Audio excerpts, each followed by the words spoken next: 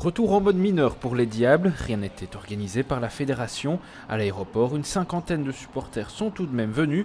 Les joueurs les ont salués de loin, mais cela reste malgré tout un moment important pour les fans.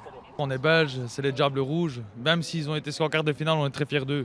Je n'oublie pas tous les moments fabuleux que j'ai passés grâce aux Diables. L'unisson qu'il y a entre les gens, ça change un petit peu de ce qu'on a l'habitude de voir. Et rien que pour ça, il fallait être là aujourd'hui.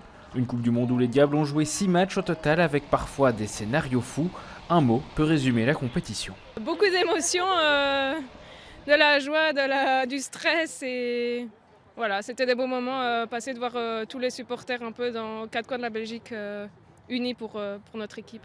Et certains ont eu l'occasion de suivre l'équipe nationale aux États-Unis pendant cette Coupe du Monde.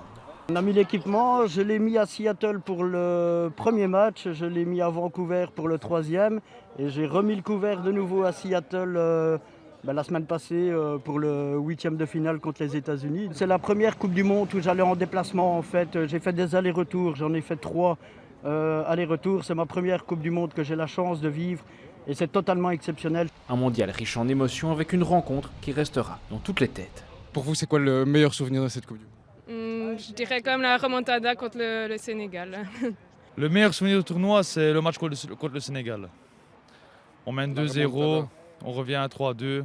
C'est extraordinaire. Il y a le Sénégal là, qui nous a fait revivre des émotions comme le Japon.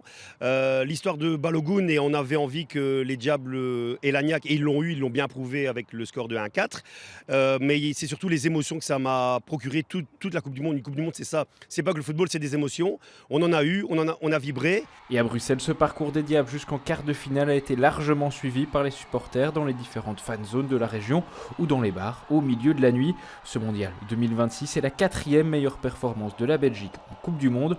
Prochain rendez-vous pour les Diables Rouges le 25 septembre contre l'Italie en Ligue des Nations.